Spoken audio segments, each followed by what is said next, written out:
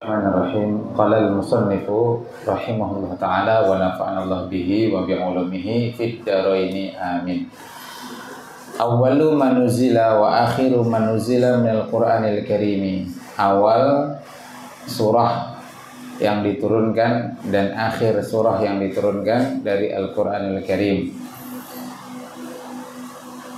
Al-awwal tariqu ma'rifatihi, jalan mengetahuinya. Maksudnya jalan mengetahui surah yang awal dan yang akhir turun. Yu'rafu awwalu manuzila wa akhiru manuzila minal Qur'ani bin naqli 'anis sahabati radhiyallahu ta'ala anhum. Diketahui awal dan akhir dari surah yang diturunkan dari Al-Qur'an Al-Karim itu dengan thariqah, jalan naql, penukilan. Tidak ada jalan lain. Ya, karena ini periwayatan.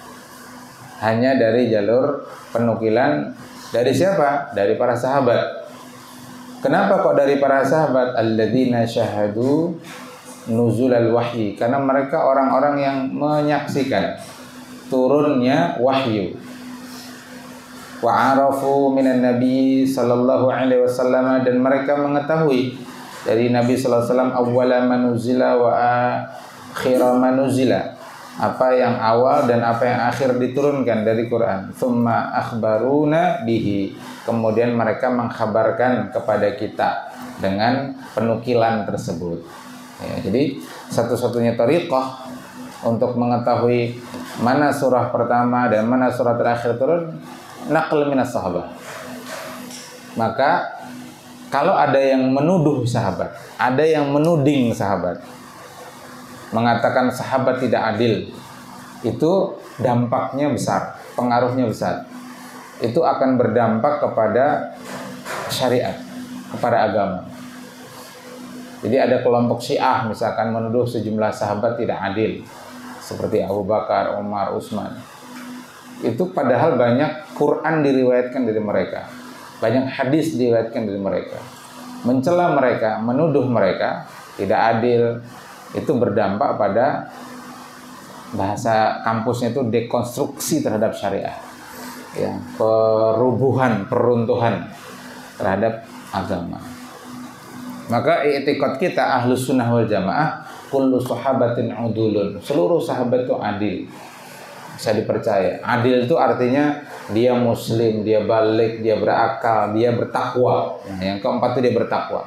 Bertakwa itu mereka itu fi'lul khairat wa tarkul munkarat, mengerjakan yang baik-baik, meninggalkan yang munkar. Dan yang kelima, adil itu syaratnya dia muru'ah, menjaga muru'ah. Para sahabat itu orang-orang yang menjaga muru'ah, meninggalkan hal-hal yang anfaidah, tidak faidah. Amal mereka hanya mayoritas wajib sunnah, wajib sunnah, wajib sunnah. Sangat jarang melakukan hal yang mubah. Nah, jadi demikian. Jadi agama ini dinukil dari orang-orang yang adil. Fawaidu ma'rifatihi, ya, faidah atau manfaat mengetahui mana ayat yang surah yang awal dan akhir turun. Alif, tamyizun nasikhi minal mansukhi, bisa membedakan mana yang nasikh, yang menghapus, minal mansukh, dan yang dihapus. Jadi nasikh itu menghapus, isim fa'il. Kalau mansukh itu yang dihapus, isim maf'ul. Fa idza waradat ayatani, jika terdapat dua ayat, au ayatun fi mawdu'in wahidin, atau beberapa ayat dalam satu tema atau satu topik.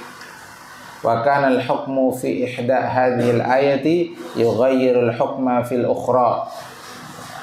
Adalah hukum dari salah satu, ihda itu satu, salah satu hadhil ayat dari beberapa ayat ini, yughayyirul hukma, berbeda hukumnya, fil ukhra, dengan ayat yang lain. Jadi ada dua ayat atau lebih, kok mereka beda, ya, padahal satu tema. Nah, maka bagaimana kita memahami dua ayat yang kesannya berbeda ini, kesannya bertentangan ini? Padahal kan rumusnya adalah Quran itu tidak mungkin berbeda. Ya, law kana andai Quran itu min ghairi indillah, bukan dari sisi Allah, lawajadu fi ikhtilafan katsira. Kan gitu rumusnya. Andai Quran itu bukan dari sisi Allah, pasti ada ikhtilaf yang banyak. Nah, tapi ini karena min indillah, dia tidak ada ikhtilaf. Kalaupun ada ikhtilaf itu kita saja ya yang belum memahami dengan tepat murad ya maksud kalamullah. Kitanya yang terbatas memahami. Andai ada Nabi, kita bisa langsung konfirmasi ke Nabi. Ya Rasulullah, ini kok kesannya berbeda pendapat ayat ini dengan ayat ini. Nah, kata Rasul begini-begini. Rasul nunggu penjelasan dari Allah Ta'ala misalkan. Nah, tapi karena Rasul sudah tiada, secara zahir beliau sudah wafat, kita tidak bisa langsung bertanya, tidak bisa langsung mengkonfirmasi kepada beliau, maka ada metode agar supaya hilang perselisihan itu. Nah, yaitu salah satu metodenya adalah dengan nasikh wal mansukh. Bahwa ayat yang terakhir turun itu menasikh, menghapus ayat yang sebelumnya turun. Yang mutaakhir menasikh yang mutaqaddim. Kan gitu rumus nasikh wal mansukh. Lah, dari mana mengetahuinya? Ya berarti harus tahu urutan turunnya ayat. Ayat pertama turun apa, setelahnya apa, setelahnya apa, setelahnya apa, sampai yang terakhir turun. Nah, itu kerja berat sebenarnya. Kita ini menikmati saja, ya kan? Menikmati penjelasan para ulama. Ini yang pertama turun, ini yang kedua, ini yang ketiga, setelahnya ini, setelahnya ini, setelahnya ini, sampai yang terakhir. Kita menikmati, kita tidak meneliti. Jadi jangan sampai tidak semangat belajar ngaji tafsir, cuman menikmati. Sama matematika itu kan kita tidak menemukan rumus. Kita hanya memahami rumus yang sudah ditemukan oleh para ilmuwan, kemudian mempraktekkannya dalam soal-soal dalam kehidupan sehari. Cuman memakai, menikmati. Jadi kita ini penikmat. Nah, jadi ingat tuh, kita ini penikmat. Yang namanya penikmat ya dinikmati. Seperti antum minum kopi, nikmat gak? Para kopi lovers, pencinta kopi kan nikmat. Jadi kita menikmati. Nah, ingat ya, kita adalah penikmat. Jadi dinikmati saja. Wala sabila ilal jam'i. Nah, ini ada dua ayat atau lebih berbeda pemahamannya dan tidak ada jalan untuk mengkompromikan bainahuma di antara dua ayat atau lebih bi ayyi wajhin dari berbagai arah. Kan kita sudah bahas di usul fiqh ya. Kalau bisa pertama itu adalah dijamak. Gitu kan? Nah, tapi kalau tidak bisa, sudah diupayakan dijamak, dikompromikan dari berbagai jalur, berbagai arah, ternyata juga tidak bisa. Berarti selanjutnya adalah an-nasikh wal mansukh. Nah, untuk mengetahui nasikh mansukh berarti harus tahu urutan-urutan turunnya ayat. Fa innana na'rifu anna al-ayatal mutaakhirata fi nuzuli qad nasakhatil mutaqaddimata. Nah, dengan mengetahui awal dan akhir surah, sebenarnya bukan cuma awal akhir, ya, tapi semua surah ya. Harus tahu mana yang lebih awal, mana yang lebih akhir. Maka kita mengetahui bahwasanya ayat yang terakhir turun itu menghapus, menasakh ayat yang sebelumnya. Menasakh kan maknanya dua, memindah, naql, atau menghapus, kan begitu ya. Nah, jadi kalau misalkan nasakhatis syamsu az-zillah. Nah, gitu contohnya di warakat kan. Nasakhatis syamsu az-zillah. Matahari telah menghilangkan bayangan. Jadi asalnya ada matahari tapi redup, jadi ada bayangan. Tapi matahari pun menjadi terang karena mendung yang menutupinya hilang. Akhirnya bayangannya menjadi hilang. Nah, itu nasakhatis syamsu az-zillah. Matahari menghilangkan bayangan. Jadi nasakha bermakna menghilangkan. Faedah yang kedua, al-wuqufu fi tarikhi tasyri'il islami. Jadi kita memiliki sikap ya, wukuf pada sejarah tasyri', sejarah pensyariatan Islam. Wa tadarrujihi fi tarbiyatil ummah, dan tadarruj, ya, tadarrujan, pentahapan pada pengajaran kepada umat. Misalkan tentang ayat khamr. Ayat khamr itu kan tadarruj memang turunnya. Tidak langsung diharamkan. Awalnya Allah menyatakan apa?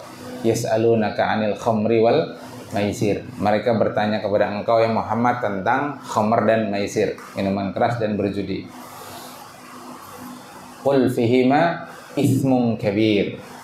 Katakan wahai Muhammad, dalam khamr dan judi itu ada dosa besar. Wa manafi'u linnas, tapi juga ada manfaatnya buat manusia. Jadi khamr ada manfaatnya. Ya kalau diminum di musim dingin di daerah 4 musim itu menghangatkan badan. Tapi ismuhuma, dosa dari keduanya, akbar min naf'ihima, itu lebih besar daripada apa? Manfaatnya. Jadi dosanya lebih besar daripada manfaat. Ayat ini tidak menyebutkan tentang haram. Ayatnya yang menjelaskan dosanya lebih besar daripada. Jadi para sahabat masih minum saat itu.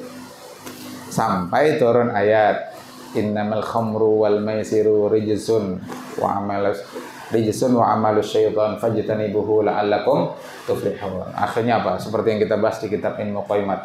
Ada sahabat yang lagi kedatangan tamu disuguhi khamr.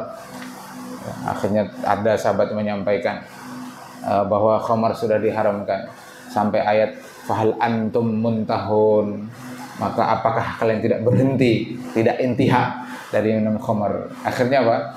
Ditumpahkan, bahkan kendinya dipecahkan. Jadi itu tadarruj. Emang awalnya belum diharamkan gitu. Jib mada inayati sahabati radhiyallahu ta'ala anhum bil Qur'anil Karimi hatta arafu zamana nuzulihi wa makanahu wa asbabahu. Jadi kita mengetahui inayah, perhatian sahabat terhadap Quran Karim hingga mereka mengetahui waktu turunnya, tempat turunnya, dan sebab turunnya. Jadi Ibnu Abbas mengatakan, saya orang yang paling mengerti Quran. Saya ngerti di mana Quran itu turun, kapan Quran turun, terhadap siapa Quran itu turun. Nah, jadi karena hidup bersama Al-Quran, makanya bagus kita itu membaca Quran itu seperti Quran itu turun pada kita. Ya. Makanya menghafal Quran itu cobalah baca juga terjemahannya. Afdal lagi antum baca tafsirnya. Itu akan lebih bermakna itu menghafal Quran itu. Bermakna sekali. Apalagi antum pelajari juga fikihnya. Misalkan Allah berfirman wa atimmul hajja wal umrata lillah. Sempurnakanlah ibadah haji dan umrah semata karena Allah. Fa in uhsirtum, dan jika kalian dikepung famas taisara minal haji, maka karena nggak bisa menyempurnakan ibadah haji dan umrah, haji atau umrah, maka sembelihlah hewan kurban yang mudah untuk disembelih. Kan gitu. Itu apa turun ayat itu? Nabi berangkat ke Mekah mau berhaji, mau berumrah. Sampai di Hudaybiyah ngambil mikot di Ji'ronah. Sampai di Hudaybiyah dicegat sama orang kafir Quraisy. Akhirnya nggak bisa melanjutkan. Padahal Allah merintahkan wa atimmul hajja wal umrata lillah. Sempurnakan ibadah haji dan umrah. Ambil mikot sudah, tapi rukun-rukun yang lain belum tawaf, belum sa'i, belum tahallul. Nah, tapi kalau dikepung, kalian dikepung, kata Allah, dan itu dikepung karena dihalangi, maka berkurbanlah. Sembelihlah kurban sebagai dam karena tidak menyempurnakan rukun-rukun haji atau umrah. Tapi Allah menyatakan fala tahliku ru'usakum, ya, jangan kalian memotong rambut kalian, tahallul itu, hatta yablughal hadyu ma fi mahallihi, ya, hingga hadyu itu sampai ke tempat penyembelihannya. Nah, tempat penyembelihannya di mana? Di tanah haram. Hudaybiyah itu di luar tanah haram, dia tanah halal. Nah, maka kemudian prakteknya Nabi itu, yang menurut satu pendapat, kambing-kambing itu digiring masuk ke tanah haram. Kan Hudaybiyah dengan itu tanah halal. Kesana sedikit sudah tanah haram, itu perbatasan aja, tanah suci haram. Jadi dibawa ke dalam, baru disembelih, baru cukur. Nah itu menghafal ayat itu menjadi bermakna ketika antum pahami tafsirnya, tahu sejarahnya. Makanya belajar sirah, ya kan? Itu supaya ngerti tempat, peristiwa, tokoh. Belajar tafsir supaya bermakna. Belajar bahasa Arab supaya bisa memahami lafaz-lafaz dalam Quran. Makanya menghafal Quran saja tidak cukup. Secara hukum dia sunnah, memahami Quran dia wajib. Memahami Quran itu perlu perangkat ilmu, bahasa Arabnya, sirahnya, fikihnya. Makanya di MDM nggak hanya menghafal Quran, tapi perangkat memahami Quran itu yang kita siapkan. Lalu kemudian dengan paham, harapannya punya asar terhadap diri kita, pengaruh terhadap diri kita, lalu kita beramal dengannya. Nah gitu.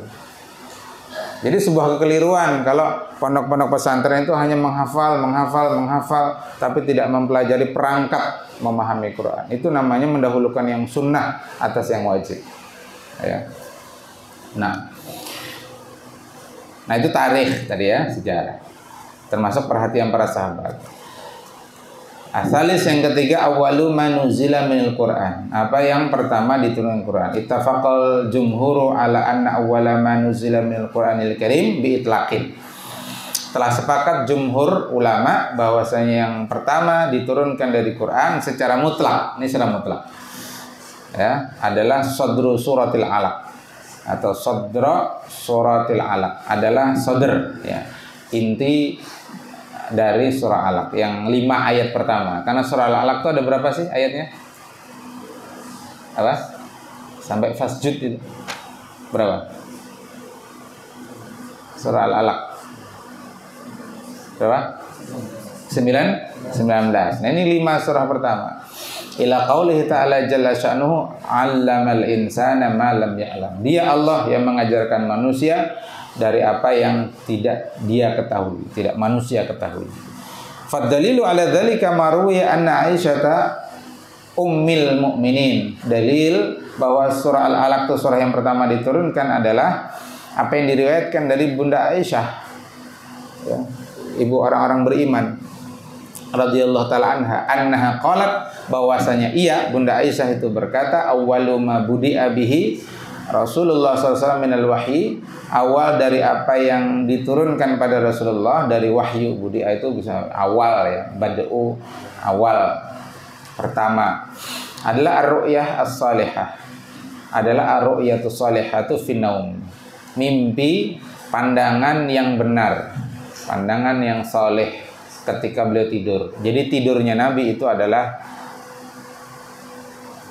mimpinya Nabi dalam tidur itu wahyu. Karena para nabi itu hanya tidur matanya, tapi hatinya tetap terjaga. Ya, itu para nabi. Nah itu bedanya makom kita dengan makom nabi. Makanya nanti ma'rifatnya para nabi, para wali kepada Allah di surga itu sepanjang waktu. Ru'yahnya kepada Allah itu sepanjang waktu. Nanti ada yang ru'yah memandang Allah itu pagi dan sore. Itu di bawahnya makom nabi dan wali. Nanti ada yang ru'yahnya setiap Jumat. Nanti ada yang ru'yatullah memandang Allah setiap tahun, setahun sekali. Nah, jadi orang itu bertingkat-tingkat, tergantung ma'rifatnya kepada Allah. Kalau dia ma'rifat di dunia, sebagaimana ma'rifatnya para nabi, para rasul, para aulia, itu setiap saat memandang Allah. Tidak ada yang dia pandang kecuali Allah. Itu dijelaskan oleh Syekh Nawawi Al-Bantani dalam kitabnya Nihayatuz Zain bi syarhi Qurratul Ain bi Muhimmatid Din. Itu yang kitabnya kita kaji malam kemarin.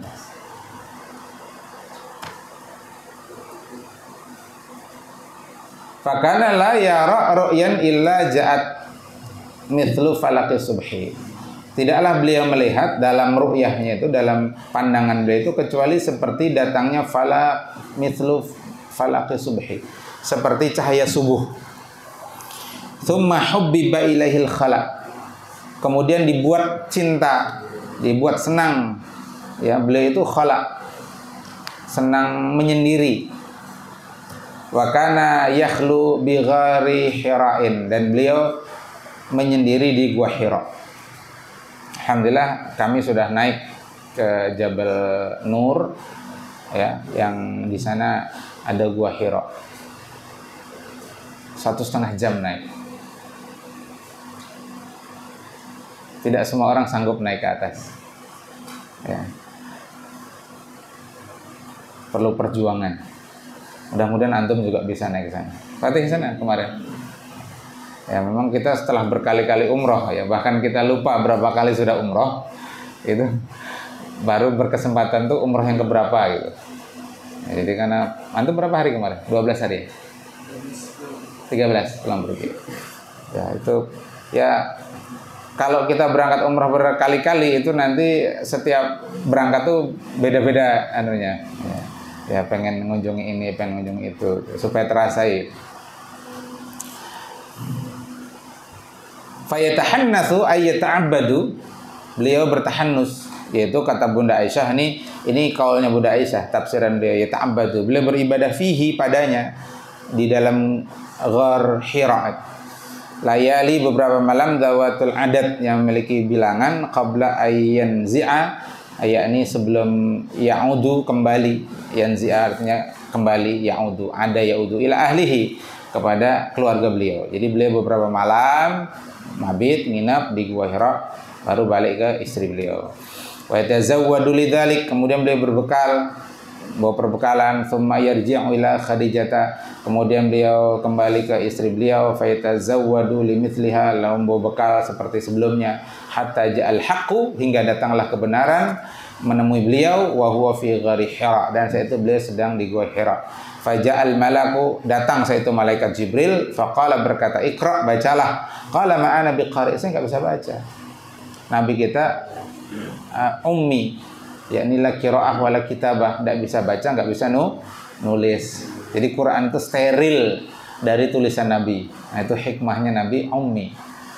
Faqala qala akhadani faghattani ay dhammani. Malaikat Jibril lalu menarik saya dan memeluk saya.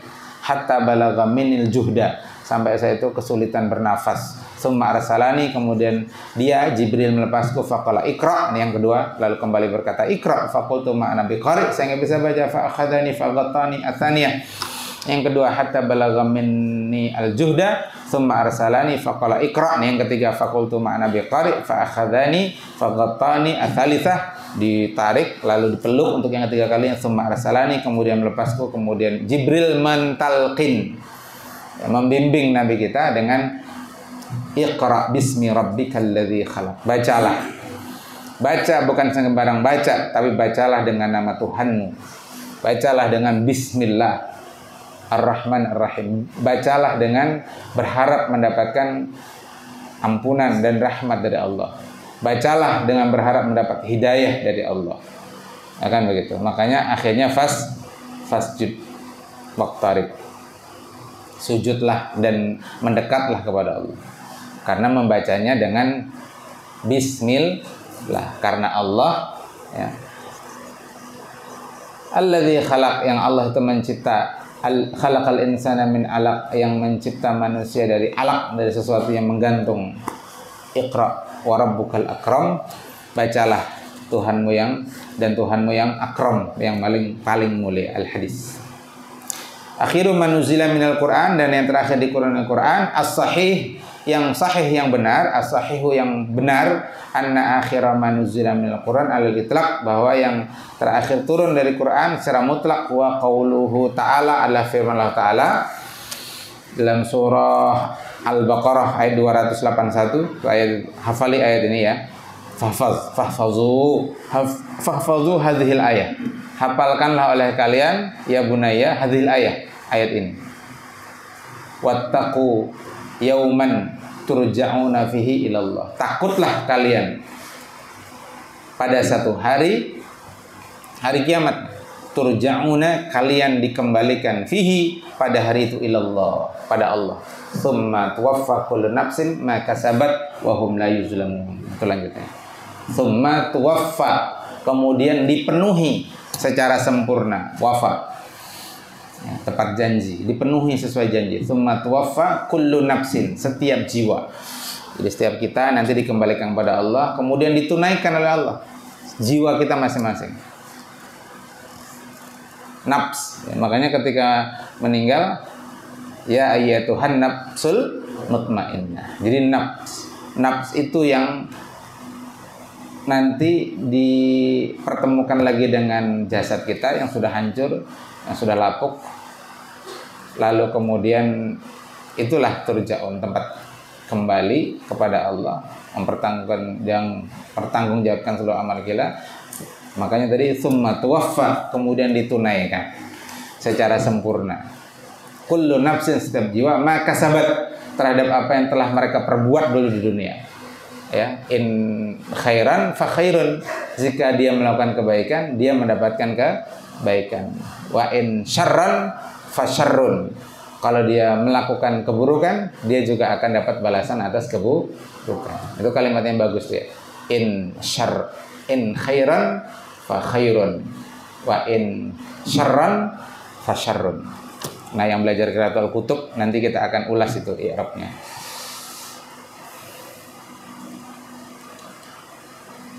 Summa tuwaffa kullu nafsin ma kasabat wa hum la yuzlamun, dan mereka tidak dizalimi. Allah tidak zalim pada hambanya. Dibalas sesuai dengan amal kita masing-masing.